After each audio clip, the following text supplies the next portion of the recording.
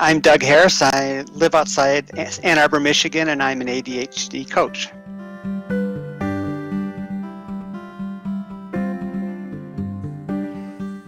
I attend the conferences because there's nothing else like them. I need my fix of my ADHD tribe, and there's no place else where you can see so many people like that and great speakers that come together.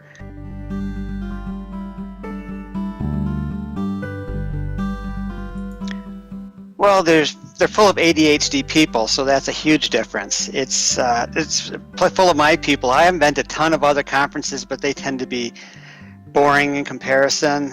I have to try to behave and use good manners. And to ADDA conference, I don't worry about that because no one else seems to worry about it, and it's all okay.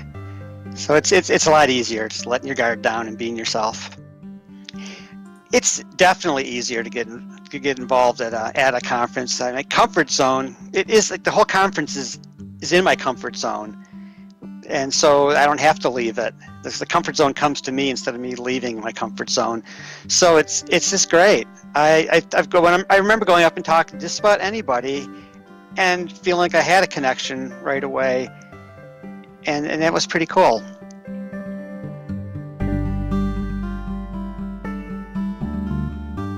It's a great bunch of people who you normally wouldn't know you were around them, because most people with ADHD have a shield up all the time to protect themselves and guard themselves from being judged. And you see these people and they're just open. And a lot of times I see people and I think, wow, they've never maybe felt this way before. And it's just almost exhilarating seeing people just let their guard down and be themselves.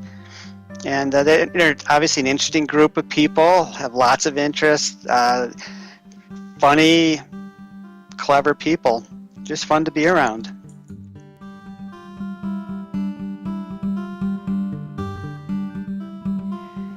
Well, one that really struck me was one I went to, Thomas Brown, talking about executive functions in year 2000 in Atlanta. And that is life-changing for me because it made me think about ADHD in a way that really resonated with me. That workshop really changed how I viewed myself.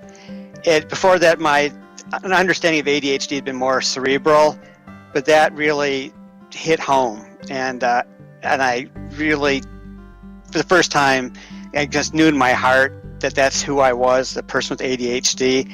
And I was able to forgive myself for all the things I hadn't done earlier and just decide to move forward with that new identity.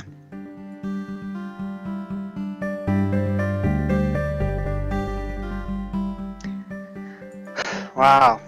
They changed my life in the past, just in terms of having a new frame of mind about ADHD and some new things I had learned. But this last one in Detroit really changed my life in that I got involved with a lot of things. One moment. Cat, don't do that. You can't do that.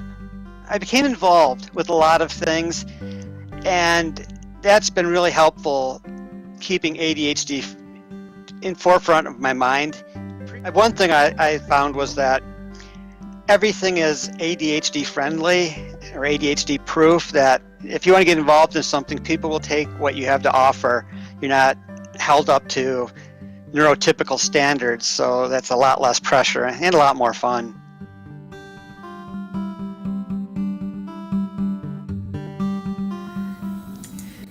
I suppose the number one reason to be excited is just to be around my tribe of people. It's just exhilarating and energizing.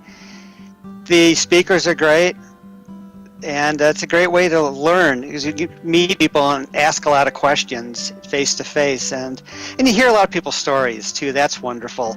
People who are professionals that have been in the area a long time, and people who are maybe diagnosed a few months ago. So it's really a great cross section, and to me it felt great being able to be like a senior mentor to some of these newly diagnosed people and share my experiences and feel like maybe it helped them out. That was kind of nice.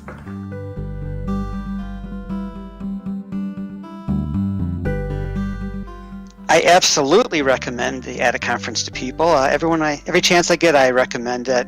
It's hard to put into words because you talk about it being life-changing, and it sounds so corny, but unfortunately, it's true that it's life-changing. So I can't avoid that. It's try to explain the conference to people, but you really have to experience it to believe it.